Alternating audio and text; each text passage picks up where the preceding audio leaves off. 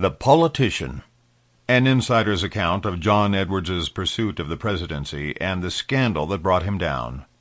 By Andrew Young. Narrated by Kevin Foley. Copyright 2010 by Andrew Young. This unabridged audiobook is published by arrangement with Thomas Dunn Books, an imprint of St. Martin's Press, and was produced in the year 2010 by Tantor Media, Incorporated, which holds the copyright thereto. Note to the reader. Quotes from emails, text mails, and voicemails mentioned in this book are offered verbatim from the author's records, which have been made available to federal authorities investigating events, individuals, and transactions related to John Edwards's personal, political, and financial activities. Public statements quoted here have been confirmed with media reports and other contemporary sources. Where conversations are reported, quotations are based on contemporary notes made by the author and on his personal recollections of direct encounters with the parties involved. The person who can give us a sense of hope is the one who knows the human condition and can encourage us to face the realities of life. From a sermon by my father, Reverend Robert T. Young. Prologue. Late on a spring afternoon, the soft Carolina sunlight filtering through the pines around our house reminds me of why I have always loved my corner of the world. The great universities in Raleigh-Durham and Chapel Hill draw extraordinary people from around the world, but like us natives, most of them stay, at least in part, because of the quiet, natural beauty. There is no better place to make a home, raise a family, and enjoy the simple pleasures of life. I thought about this as my wife, Sherry, packed some snacks, juice, apples, goldfish crackers, into a cooler, and I helped our 8-year-old son, Brody, pull on his Yankees uniform and find his mitt. It was time for the last game of the 2009 season, and he was excited. Along with Sherry, Brody, and me, the crew in our minivan included our 6-year-old daughter, Gracie, and our 4-year-old son, Cooper, and Tugger, the new chocolate lab puppy. As we drove down the winding dirt lane that cut through thick woods to the main road, Brody talked about whether his team would beat the Mariners and remain undefeated. Gracie and Cooper anticipated finding other children to play with on the sidelines. Sherry and I wondered whether we would meet, face to face, the former friend and boss who had betrayed my devotion and trust, given freely for more than a decade, and then made our existence a living nightmare. Halfway to the ball field, we passed the Bethel Hickory Grove Baptist Church, where the man in question had married his wife, Elizabeth. I knew the story as well as anyone. She showed up carrying a soda pop. He gave her a ring that cost $11. They had a one-night honeymoon in Williamsburg, Virginia, and then quickly settled into a life built around their law practices and then their children. In those early years, Elizabeth, who had grown up in Japan as a Navy brat, was the sophisticated one, and he was the diamond in the rough. She bought his clothes, coached him on his courtroom presence, and advised him on how to navigate the social scene. We reached the end of the road and turned left onto Highway 54, and then left again at the park entrance. On one side of the lane, a few people walked dogs in a specially fenced area. On the other side, a couple of kids hacked away on a tennis court. My throat tightened a bit as we approached the baseball field, and I saw kids and parents clustered on the bleachers and near the backstop. It was an all-American scene. Kids in baseball uniforms, families gathered on the grass, fireflies flashing in the air. But as any teen parent knows, social intrigue often lurks beneath the Norman Rockwell surface. Real life comes with pettiness and gossip that can make people feel uncomfortable. In our case, the idle and mean-spirited talk wasn't about some neighborhood dispute or a run-of-the-mill extramarital affair. Oh, no. We had been caught up in one of the seamiest national political scandals in recent history, and just about everyone in the country, if not the world, believed they knew enough to judge us in the harshest terms. I had hoped that the man at the center of the story would have had the sense to stay home, but as we parked I saw his familiar silver Chrysler Pacifica, which I had helped him purchase. I was startled to see that the rear bumper of the car, usually plastered with half a dozen campaign stickers, was bare. Sherry and I braced ourselves emotionally as we got the kids out of the car seats. When we closed the van doors and walked toward the diamond, it felt as if every head turned toward us. Every head, that is, except one. Out on the field was the man who had once promised me the brightest future I could imagine, and then abandoned me to national disgrace, hiding behind his sunglasses, talking on his cell phone and chatting with the boys on the Mariners team, including his own son, Jack. The players, with big ball gloves on their hands, seemed as cute as floppy-eared puppy dogs as they chased pop flies and grounders. My former friend, who beamed at them with his world-famous smile, looked like America's Father of the Year, an award he actually won in 2007. We joined the Yankees sideline, where everyone except the kids felt the tension. Sherry and I sat alone, ignored as the other parents chatted. As the innings passed, we marveled at the way our old friend and his wife, two people who had been as close as family, refused to even look in our direction. Once we would have hugged as we said hello, and then spent the entire game side by side, laughing and talking. Half the people at the park would have wandered by just to say hello. A few would have asked for favors, which were granted with a simple, "Call Andrew and he'll take care of it." And I would. This time there were no hugs and no jokes, and no one came to ask either of us for anything. Jack and his sister, Emma Claire, who used to play with our kids, looked at Sherry with confusion in their eyes. We had no idea what their parents had told them about us. We overheard one of the mothers in the crowd whisper something about the Youngs.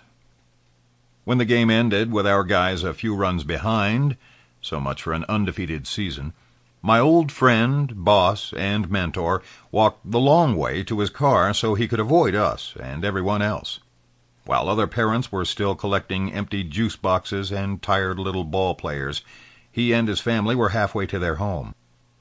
It was the last time I would ever see my former boss, John Edwards, once one of the most powerful politicians in the world.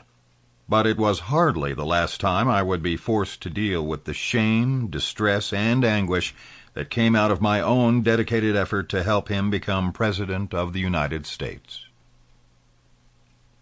As I write this, on a sunny midsummer morning in 2009, I am waiting for the Federal Bureau of Investigation to come sweep our home for listening devices. I called them after a couple of mysterious break-ins. They will find nothing, but they wanted to make sure we weren't being bugged. I'm in regular contact with the United States Department of Justice because I have just completed testimony before a federal grand jury investigating allegations of corruption in John Edwards' recent campaign for president. After I swore an oath to tell the truth, federal prosecutors questioned me for hours about huge sums of money that had quietly changed hands, and just who knew what when. The process of giving testimony is what you might expect. I sat in the witness chair, and as the men and women of the grand jury scrutinized me, the prosecutors pressed me for exact information about checks that were written, the way the money was used, and the timing of events. They wanted names, dates, and amounts in very specific terms. The ordeal was grueling, but also reassuring, because it forced me to recall and try to understand the people, events, and decisions that had almost ruined my life and the lives of people I love. I found some real peace in finally telling the whole truth in the grand jury room, and I am continuing to follow this process as I write this book, which will set the record straight and try to salvage some positive lessons from the scandal that brought down one of the most promising leaders of a generation. My critics will say I am writing this book for money. They are partly correct. The Edwards scandal has left me practically unemployable, and as a husband and father, I have serious responsibilities I can meet by publishing my story. But I also have every right, after 3 years of silence, to tell my story and clear up the many lies that have been told about me and John Edwards. I believe that anyone who cares about history and the way things work in politics has a right to the truth.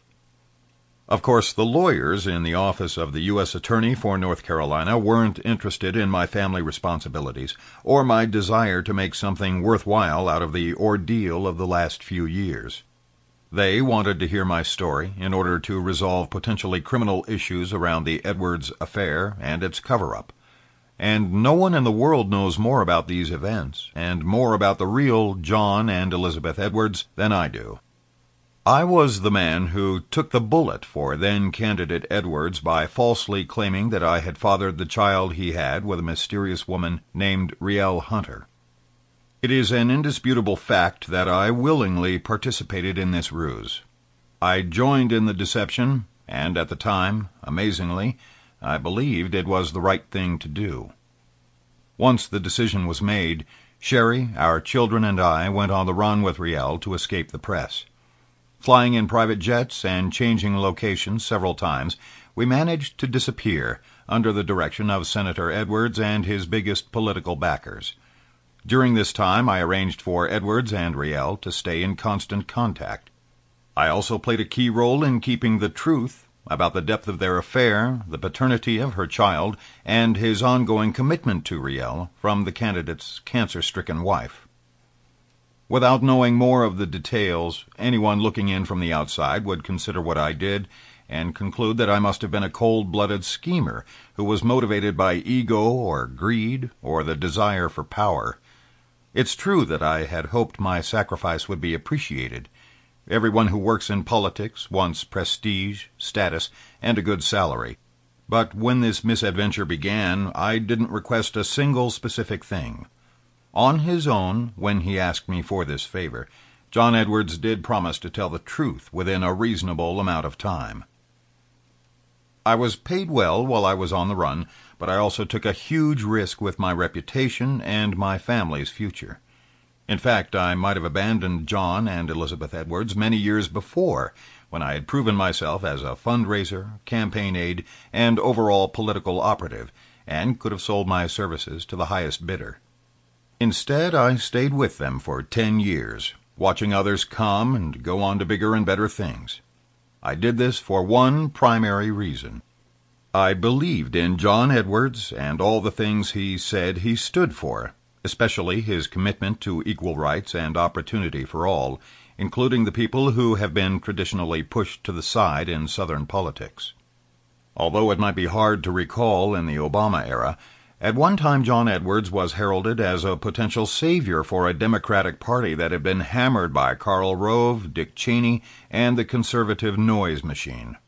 Like many others, I believed he was destined to lead the party and the country.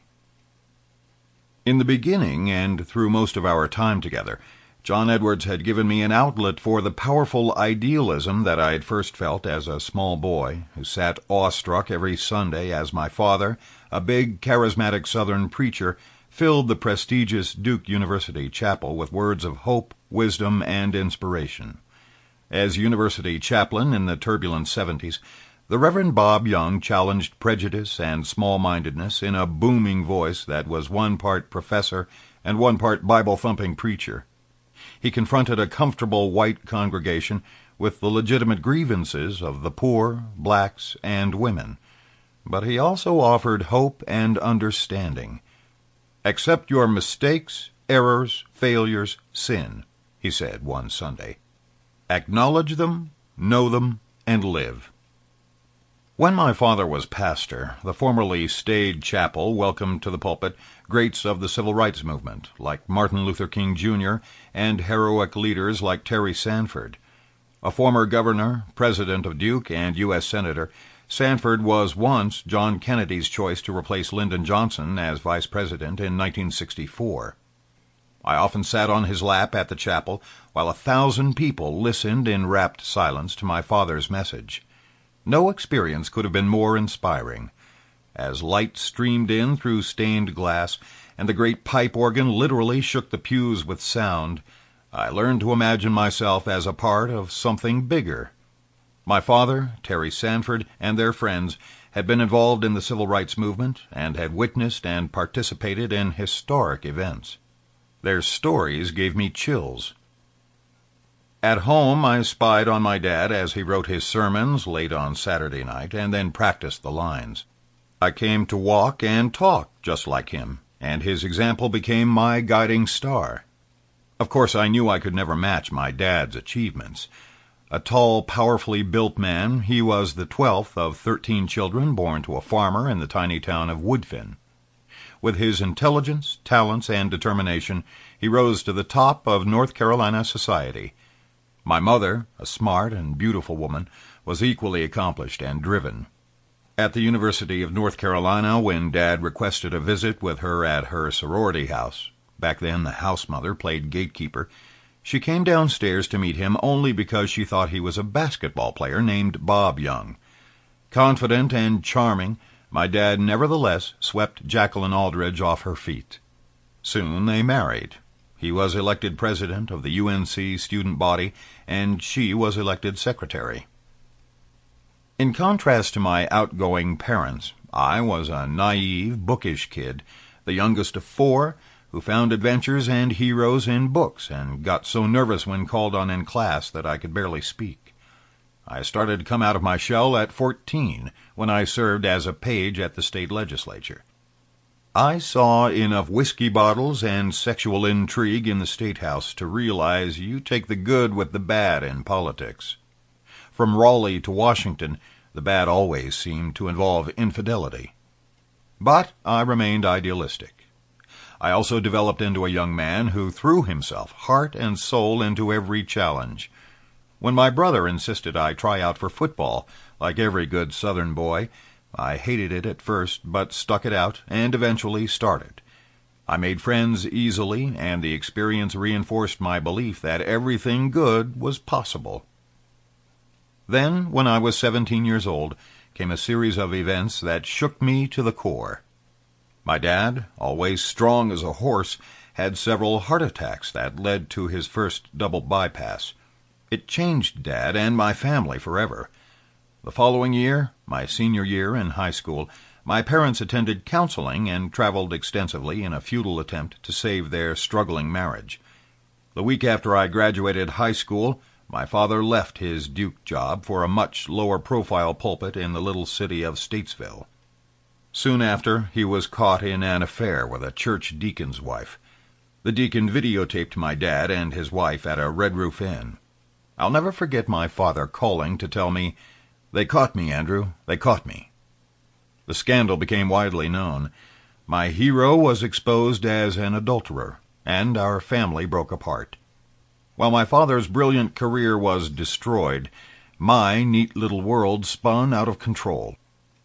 Disillusioned and heartbroken, I stumbled through my early 20s, dropping out of Furman University, and then opening a sports pub, ironically named Winners, in Asheville, which thrived until I lost control of the finances and it went belly up. Bankruptcies were rare and shameful in those days, and when I locked the door and ran away from my debts, I left behind a great many angry and disappointed people who thought Andrew Young was the lowest son of a bitch in the world. I would have agreed with them. The lowest point may have been the night I used an expired key card to sneak into a hotel room and slept hidden on the floor between the bed and a wall because I was broke and desperate to get in out of the cold. During this time, I drank way too much and got into plenty of minor league trouble, the worst of which involved a stupid attempt to steal a $50 sign from a bar. It seemed like a good idea at the time. When I finally grew up and got serious about life, I went back to school for a bachelor's degree at the University of North Carolina and a law degree at Wake Forest. The most difficult thing for me at law school was responding to the professors when it was time for me to stand in front of the class to review a case. Whenever this happened, my heart would pound, I'd grow flushed and sweaty, my voice would tighten, and I found it almost impossible to express myself coherently.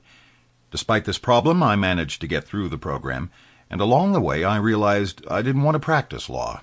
I was far more interested in politics, especially the politics of my home state. North Carolina has a unique, almost bipolar political history.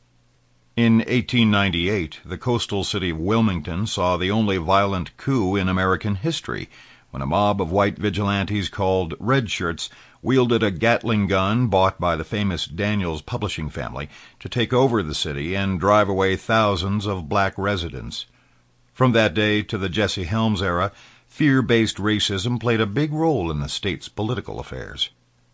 But North Carolina is also home to great progressives like Terry Sanford, who broke down racial barriers and built some of the best public and private universities in the country.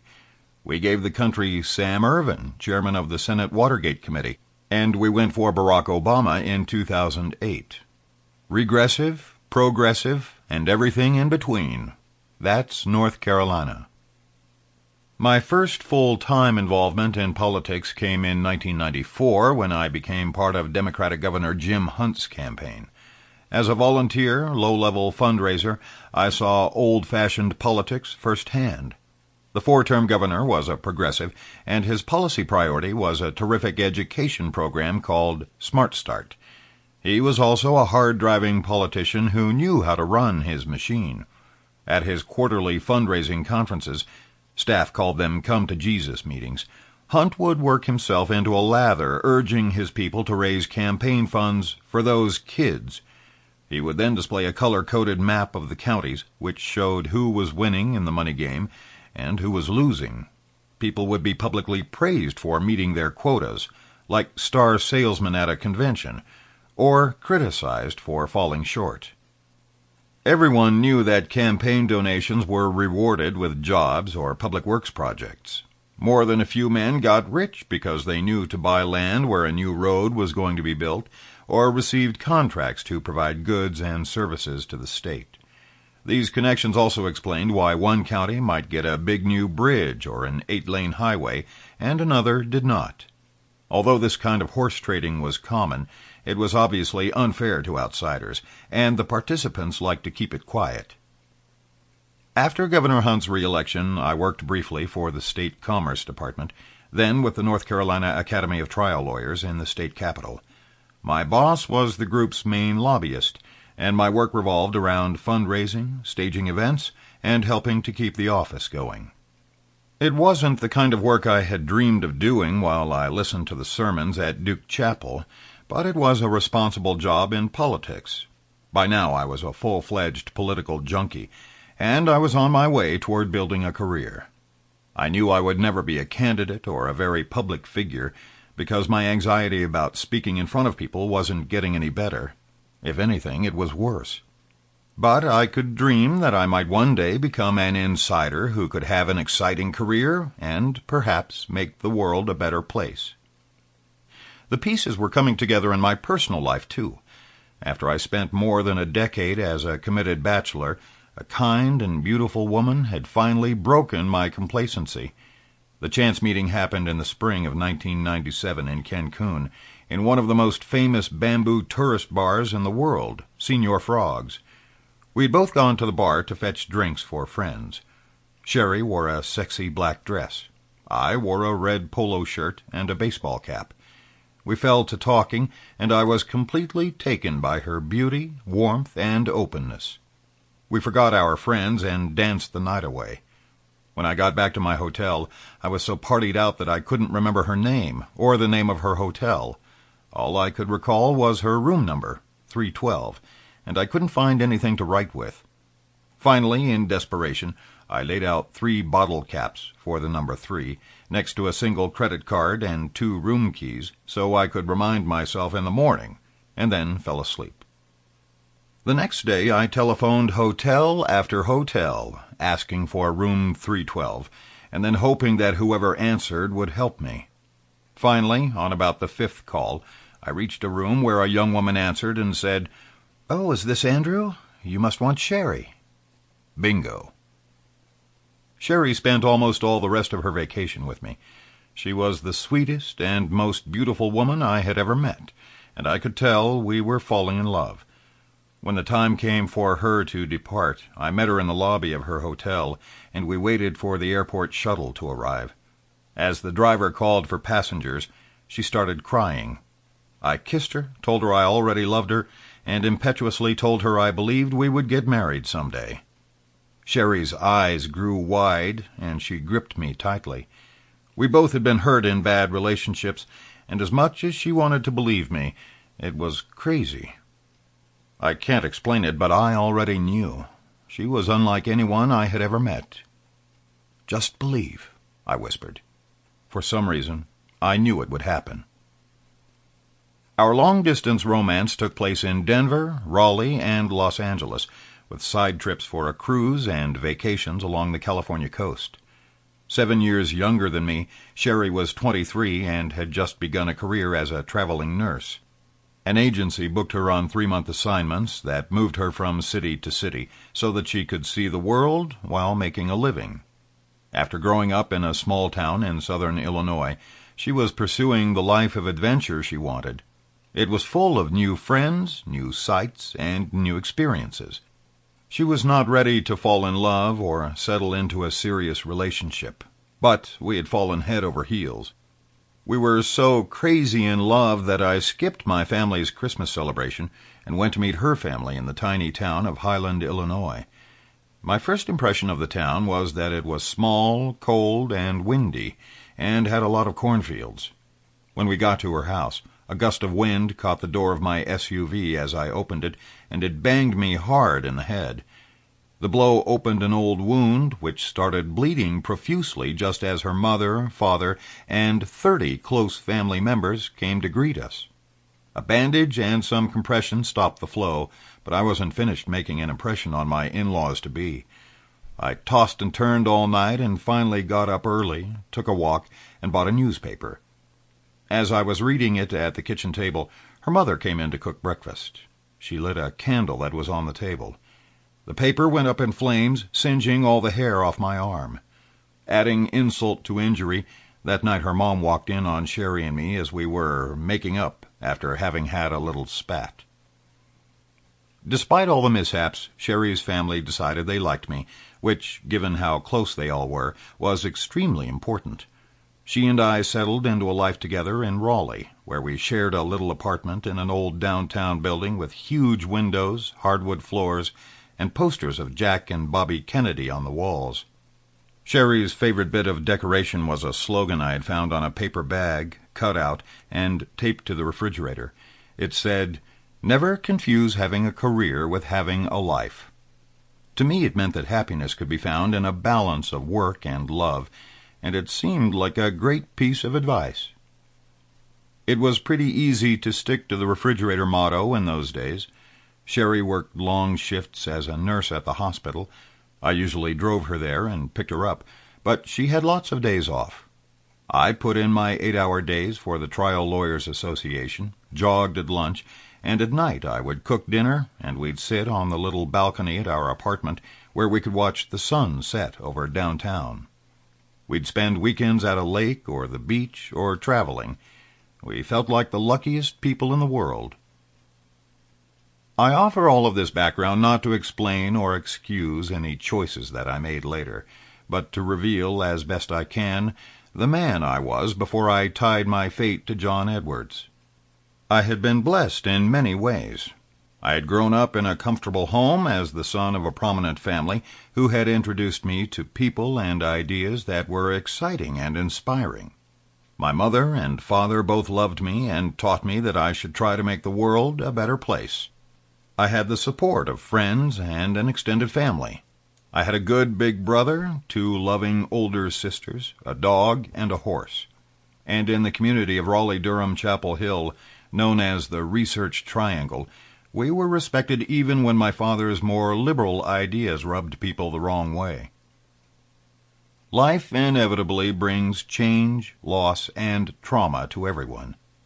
Growing up requires us to accept that people are deeply flawed, and that sometimes, at least in the short run, evil seems to triumph over good.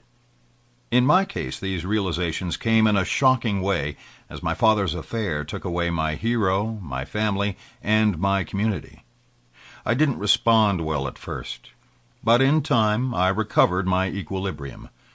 By age 32, I had finished my education, started a career, and found someone to love, who also loved me, and I had begun to see a brighter future.